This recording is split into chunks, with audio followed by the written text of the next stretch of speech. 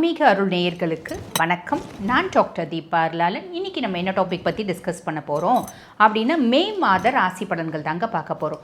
இந்த மே மாத ராசி பலன்கள் பார்க்கறதுக்கு முன்னாடி கிரக நிலவரம் என்ன, கிரக பயிற்சி என்ன அப்படின்றத பார்த்துக்கலாம். முதல்ல பாருங்கள், மேஷத்தில் சூரியனும் புதனும் இருக்காங்க. ரிஷபத்தில் சுக்கிரன் ஆட்சி பெற்று அமர்ந்திருக்காரு. மிதுனத்தில் குரு ஜென்ம குருவாக இருக்கார் மிதுன ராசி அன்பர்களுக்கு. சிம்மத்தில் கேது இருக்கார். கும்பத்தில் ராகு இருக்கார். மீனத்தில் சனி ப்ளஸ் செவ்வாய் காம்பினேஷன். இந்த காம்பினேஷன் தான் பார்த்திங்கன்னா இந்த மாதத்தில் இருக்கக்கூடிய கிரக நிலவரங்கள் அப்படின்னு சொல்லலாம். கிரக பெயர்ச்சி மே மாதம் 11ஆம் தேதி பார்த்திங்கன்னா செவ்வாய் மீனத்துலேருந்து மேஷத்துக்கு பயிற்சியாக்கி போகிறாரு. மே மாதம் 14ஆம் தேதி சுக்கிரன் ரிஷபத்திலேருந்து மிதுனத்துக்கு பயிற்சியாக்கி போகிறார். அதே மாதிரி மே மாதம் 14ஆம் தேதி புதன் மேஷத்துலேருந்து ரிஷபத்துக்கு பயிற்சி ஆகிறாரு. மே மாதம் 15ஆம் தேதி சூரியன் மேஷம் டு ரிஷபம் பயிற்சியாக்கி போகிறார். ஆக இந்த மே மாத பலன்களை நாங்கள் முற்பகுதி பிற்பகுதி அப்படின்ற மாதிரி பலன்கள் சொல்லுவோம். வீடியோவை ஸ்கிப் பண்ணாமல் பாருங்கள். அப்போ தான் இந்த மாதம் முழுசும் நீங்கள் எந்தெந்த விஷயத்தில் ஜாக்கிரதையாக இருக்கணும், எந்தெந்த நாட்கள் உங்களுக்கு ரொம்ப சாதகமாக இருக்கும் அப்படின்னு தெரியும். கன்னிராசி அன்பர்கள், உங்களுக்கு இந்த மே மாதம் என்னென்ன மாதிரி பலன்கள் வரப்போகுது அப்படின்னா, விஷயம் 6ஆம் பாவத்தில் ராகு. ருண ரோக சத்ருஸ்தானத்தில் ராகு. பெருசாக கடன் அப்படின்றது இருக்காதுங்க. இருக்கிற கடன் எல்லாம் அடையக்கூடிய காலகட்டம். எதிரிகள் அப்படின்னு யாரும் இருக்க மாட்டாங்க. எதிரிகள் இருந்தாலும் மண்டியிடக்கூடிய காலகட்டம் அப்படின்னு சொல்லலாம். நல்ல தைரியமாக தன்னம்பிக்கையோடு நிறைய விஷயத்தை செய்வீங்க. இதெல்லாம் நல்லதா, ரொம்ப நல்லது.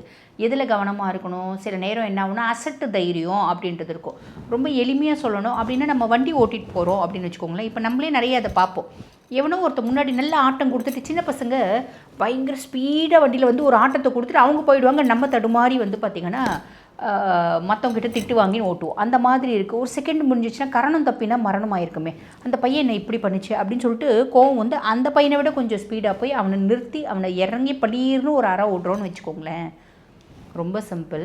நம்ம பாட்டுன்னு அறம் விட்டுட்டு வந்துடுவோம். அந்த பையன் வண்டி நம்பரை பார்த்துட்டு நம்ம வீட்டுக்கு 4 பேரை கூட்டிட்டு பளீர் 4 அறம் நம்மளை விடுவோம். அப்போ என்ன பண்ணணும், கோவப்படுறதுக்கு முன்னாடி யோசிக்கணும். கோவப்படுறது அவசியம் தானா, அது நம்மளை ஒரு ஆட்டம் கொடுத்துட்டு ஓடுது. அது பார்த்திங்கன்னா இந்த மாதிரி யாரையோ ஆட்டம் கொடுத்துட்டு ஓடுறதுக்கு பதில் அதுவே ஆட்டம் கொடுத்து கீழே ஓடுறதுக்கான வழியும் வாய்ப்பும் உண்டு. இந்த மாதிரி பசங்க அந்த மாதிரி சேஃபாக இல்லைன்னா அவங்களுக்கு தப்பு நடக்கும் தானே. அந்த ஆண்டவன் பார்த்துக்கிறான். நம்ம பெருசாக ரியாக்ட் பண்ண வேண்டாம், அமைதியாக இருக்கணும் அப்படின்ற ஒரு மைண்ட் செட்டோடு அமைதியாக இருக்கிறது நல்லது. அதுக்கப்புறம் 7ல் பார்த்திங்கன்னா சனி, கண்டக சனியாக இருக்கீங்க. கண்டக சனியில் இருக்கீங்க. அப்போ கண்டக சனியில் இருக்கீங்க அப்படின் போது குட்டி குட்டி ஆக்சிடென்ட்ஸை சந்திக்கிறதுக்கு வழியும் வாய்ப்பும் உண்டு. பொதுவாக நான் பாட்டுன்னு சிவனேன்னு போகிறேங்க. நான் கண்ணியில் பிறந்துட்டேன். ஸோ எனக்கு புதன் உச்சம் அப்படின்னும் போது எந்த விஷயத்தை செஞ்சாலும் அதை டீஃபால்ட்டாக இன்டெப்த் ஆஃப் நாலேஜ் கேதர் பண்ணிட்டு செய்வேன். அப்படி இருக்கும்போது நான் வண்டி ஓட்டுறேன்னா சூப்பராக தானே வண்டி ஓட்டுவேன். பெருசாக என் மேலே தப்பு இருக்காது இல்லை. எஃபிகசியான டிரைவர்ஸாக தான் இருப்பாங்க. ஆனால் இந்த காலகட்டம் நான் எவ்வளோ எஃபிகசியான டிரைவராக இருந்தாலும் நான் பாட்டுன்னு சிவனேன்னு வண்டி ஓட்டின்னு போனேங்க. எதிர்க்கிறது எங்கேருந்து அந்த பிள்ளை வந்துச்சுன்னே தெரில. நேராக வந்துச்சு, கபால்னு வண்டியை மோதிடுச்சு. அது சின்ன எல்போர்டு போட்டுங்குது. எல்போர்டாவது பெருசாக போட்டுருந்தா நம்ம தூரத்தை நிறுத்திருக்கலாம்ல. சர்ன்னு பார்த்திங்கன்னா ஓட்டின்னு நம்மளை இடிச்சிருச்சு. இதனால் என் வண்டிக்கு பல ஆயிரம் செலவு அப்படின்ற மாதிரி ஒரு விஷயம் நடக்கும். குட்டி குட்டி ஆக்சிடென்ட்ஸை சந்திக்கிறதுக்கான வழியும் வாய்ப்பும் உண்டு.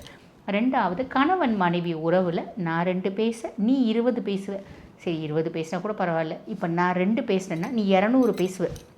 அப்போ இவ்வளோ நாள் வரைக்கும் என்னுடைய மனைவி என் கண்ட்ரோலில் இருந்தாங்க. இப்போ அவங்க எந்த கண்ட்ரோல்லையும் இல்லை, எந்த நியாயம் தர்மமும் இல்லை. அவங்க சண்டை போடுறது எல்லாம் சண்டை போட்டுட்டு நீ தான் எல்லாத்துக்கும் காரணம் அப்படின்னு மொத்தமாக என் மேலேயே என்னையே பார்த்திங்கன்னா திருப்புறாங்க, என்னையே ப்ளேம் பண்ணுறாங்க.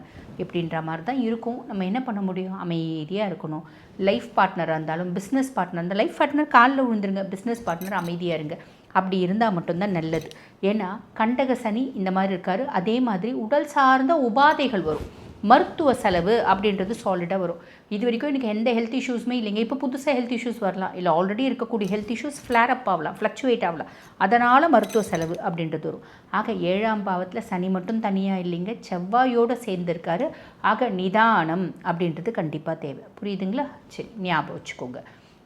அதுக்கு அடுத்து பாருங்கள், 8 அஷ்டமஸ்தானத்தில் சூரியன் உச்சம் பெற்று இருக்கார், புதனோடு இருக்கார். இருந்தாலும் ஆரோக்கியத்தில் கவனம் வேணும். முக்கியமாக கண் சார்ந்த பிரச்சனைகள் வர்றதுக்கான வழியும் வாய்ப்பும் உண்டு. நல்லா பேசி மாட்டிக்கிறதுக்கான வாய்ப்பும் உண்டு. ரெஜிஸ்ட்ரேஷன் டாக்குமெண்ட்ஸ், இந்த லிட்டிகேஷன், இதுக்கான வாய்ப்பும் உண்டு.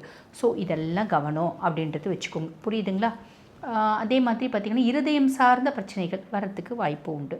என்னங்க நல்லதாக சொல்லுங்கள், திடீர் மாற்றம் அப்படின்றதும் வரும். நம்ம இதெல்லாம் கொஞ்சம் நாங்கள் நெகட்டிவ் எதுக்கு சொல்கிறோம் அப்படின்னாங்க, அந்தந்த விஷயத்தில் நீங்கள் ஜாக்கிரதையாக இருக்கணும் அப்படின்றதுக்காக சொல்கிறோம். புரியுதுங்களா? 9ஆம் பாவம் பாக்கியஸ்தானத்தில் சுக்கிரன். பாக்கியஸ்தானத்தில் சுக்கிரன் எந்த பிரச்சனை எப்படி இருக்குது அப்படின்னாலும் பரவாயில்லப்பா, நான் சமாளிச்சிடுறேன் அப்படின்ற ஒரு விஷயத்த ஒரு குட்லக்கை கொடுக்குறவனே வந்து பார்த்திங்கன்னா சுக்கிரனாக தான் இருப்பான். நாலா பக்கமும் பிரச்சனைப்பா, நாலா பக்கமும் நானும் ஓடியாடுறேன், கடவுளுக்கே கருணை இருக்கா இல்லையா அப்படின்ற மாதிரி நான் யோசிக்கக்கூடிய நிலமை இருந்தாலும் இந்த பாக்கிய சுக்கிரன் என்ன பண்ணுறான் அப்படின்னா, எனக்கு ஏதோ ஒரு விதத்தில் எனக்கு வந்து வீட்டில் இருக்க கதவுகள் எல்லாம் மூடினா கூட எங்கேயோ ஒரு ஜன்னல் திறந்துருக்குப்பா, காற்று வருது, என்னை நான் வந்து பார்த்திங்கன்னா நல்லா சுவாசிக்க முடியுது, ஆஸ்வாசப்படுத்திக்கிறேன் அப்படின்ற மாதிரி இந்த சுக்கிரன், பாக்கியஸ்தான சுக்கிரன் உங்களுக்கு சப்போர்ட்டிவாக இருப்பான். அதே மாதிரி 10 தொழில் ஸ்தானத்தில் குரு. வேலை செய்கிற இடத்துல கொஞ்சம் ப்ரெஷர்ஸ் இருக்கும். வேலை செய்கிற 10 குரு பதவி பறி போகும் அப்படிம்பாங்க, பதவி பறி போயிடுமாங்க அப்படிலாம் யோசிக்க வேணாம். வேலை செய்கிற இடத்துல ஏகப்பட்ட ப்ரெஷர்ஸ் இருக்கும், அவ்வளோதாங்க. இந்த ஒரு மாதம்தான், அதுக்கப்புறம் குரு பயிற்சியான பின்னாடி எல்லாமே நல்லது நடக்கும், கவலைப்பட வேண்டாம். இந்த ஒரு மாதம் இருக்கக்கூடிய ப்ரெஷர்ஸை கொஞ்சம் ஓவர் கம் பண்ணிக்கோங்க, ரொம்ப சிம்பிள் அப்படின்னு சொல்லலாம். புரியுதுங்களா? அதுக்கப்புறம் 12ஆம் பாவம் விரயஸ்தானத்தில் கேத்து, மோட்ச விரயஸ்தானத்தில் கேத்து. நிறைய கன்னிராசி அன்பர்கள் கோயில் டூர் போவீங்க, குலதெய்வ வழிபாடு பண்ணுவீங்க, அதே மாதிரி வெளிநாடு டூர் போவீங்க, எனக்கு சித்தரோட ஜீவசமாதி போய் வழிபாடு பண்ணணும்னு தோணுது, இதெல்லாமே செய்வீங்க, செய்யலாம், செய்யுங்க, நல்லது அப்படின்னு சொல்லலாம். ஓகேங்களா? சரி, அடுத்து பிற்பகுதியில் பார்க்குறீங்க அப்படின்னா செவ்வாய் 8க்கு போவார், அஷ்டமத்து செவ்வாய். கண்டிப்பாக ஆரோக்கியத்தில் கவனம் வேணும். மருத்துவ செலவு கொடுக்கறதுக்கான வழியும் வாய்ப்பும் உண்டு. சொத்து பத்து வீடு வாசல்லாம் வாங்குறீங்க அப்படின்னா பொதுவாக நம்ம என்ன பண்ணுறோம், ஒரு 20 வருஷம் ஈஸி எடுத்து பார்க்குறோம், 25 வருஷம் ஈஸி எடுத்து பார்க்குறோம். இந்த காலகட்டம்லாம் 70 வருஷம், 80 வருஷம், 100 வருஷம் ஈஸி கூட நீங்கள் எடுத்து பாருங்கள், அது நல்லது அப்படின்னு சொல்லலாம். ஓகேங்களா? இல்லைன்னா சிலர் வந்து அந்த லிட்டிகேஷனில் போய் மாற்றுறதுக்கான வழியும் வாய்ப்பும் உண்டு. சரி, அதுக்கப்புறம் 9 பாக்கியஸ்தானத்தில் சூரியனும் புதனும். அப்போ உங்கள் அப்பானோட மதிப்பு, மரியாதை, அந்தஸ்து கண்டிப்பாக உயருங்க. அதே மாதிரி ஹையர் எஜுகேஷன் படிக்கணும் அப்படின்னு பிளான் பண்ணிகிட்ருக்க பிள்ளைங்க, ரொம்ப நாளாக நான் வந்து பார்த்திங்கன்னா ஃபாரின் போகலாம் அப்படின்னு எக்ஸாம் எழுதிட்டுருக்கேங்க, இந்த காலகட்டம் நீங்கள் எக்ஸாம் எழுதுறீங்க அப்படின்னா சக்ஸஸ் ஆகிவிங்க. ஓகேங்களா? அதே மாதிரி வெளிநாட்டுக்கு போயிட்டு வேலை செய்யக்கூடிய அமைப்பு, படிச்சுட்டே வேலை செய்யக்கூடிய அமைப்பு அப்படின்றது உண்டு. அப்பானோட சப்போர்ட் பரிபூர்ணமாக கிடைக்கும். அப்பானோட சொல்வாக்கும் செல்வாக்கும் அதிகரிக்கும், நல்லது. அதே மாதிரி தொழில் ஸ்தானத்தில் சுக்கிரன், 10ல் சுக்கிரன். தொழில் ஸ்தானத்தில் சுக்கிரன் என்ன பண்ணுவான், நீங்கள் செய்யக்கூடிய தொழிலில் ஒரு பெரிய பிரம்மாண்டம் அப்படின்றத ஏற்படுத்துவோம். அப்போ நீங்கள் ரொம்ப எளிமையாக சொல்லணும் அப்படின்னா, ஏதோ ஒரு கிராமத்தில், ஆனால் 20 வருஷமாக டாக்டர், பயங்கர எஃபிகசியான டாக்டர், எக்ஸ்ட்ராடினரி டேலண்ட் இருக்குது, ஒரு கிராமத்தில் நீங்கள் வந்து பார்த்திங்கன்னா வைத்தியம் பண்ணிகிட்ருக்கீங்க அப்படின்னா, இந்த காலகட்டம் சிட்டியில் வந்து நல்ல வந்து பார்த்திங்கன்னா உங்களுக்கு பல நூறு மக்களுக்கு மட்டுமே உங்களை தெரிஞ்சவங்க இப்போ பல லட்சம் மக்களுக்கு உங்களை தெரியறதுக்கான பிராப்தம், வெளிநாட்டில் போய் வேலை செய்யறதுக்கான பிராப்தம். அதே மாதிரி பார்த்திங்கன்னா வெளிநாட்டிலே பர்மனெண்ட் பிஆர் ரெசிடென்ஸ் சொல்லுவாங்க பார்த்திங்களா, பிஆர் வாங்கிறதுக்கான பிராப்தம், பர்மனெண்ட் ரெசிடென்ஸ் வாங்கிறதுக்கான பிராப்தம், இப்படி நிறைய நல்ல விஷயம் நடக்குங்க. அதே மாதிரி ஒரு பிரம்மாண்டமான இடத்துல வேலை செய்கிறதுக்கான பிராப்தம். இது வரைக்கும் நான் வேலையே செய்யலைங்க, அப்போ இன்டர்நேஷ்னல் கொலாபரேட்டட் கன்சர்னில் நம்மளுக்கு வேலை கிடைக்கிறதுக்கான பிராப்தம். இத்தனை நல்ல விஷயம் நடக்க போகுது, கவலைப்படணுன்றதில்ல. சரி, என்ன நல்ல விஷயம் நடக்குது அப்படின்னாலும் நீங்கள் வழிபாடுன்னு அப்படின்னு ஒன்று சொல்லுவீங்களேம்மா அப்படின்னா, கண்டிப்பாம்மா 7ஆம் பாவத்தில் சனியும் செவ்வாயும் சேர்க்க அப்படின்னும் போது நம்ம யாரை வழிபாடு பண்ணணும் அப்படின்னா, நரசிம்மமூர்த்தியை வழிபாடு பண்ணணும். நாளை என்ற சொல்லை அறியாத நரசிம்மர், எதுவாக இருந்தாலும் இன்றைக்கே இப்போவே இந்த க்ஷணமே பலனளிக்கக்கூடிய கடவுள் யார் அப்படின்னா நரசிம்மமூர்த்தி. ஆக நரசிம்மனை வழிபாடு பண்ணுங்கள், நிறைய நல்லது நடக்கும்மா. நான் சொன்ன சின்ன சின்ன விஷயங்களில் கவனமாக இருந்து இந்த வழிபாடும் பண்ணுறீங்க அப்படின்னா இந்த காலகட்டம் இனிமையான காலகட்டமாக அமையும். வாழ்த்துக்கள்.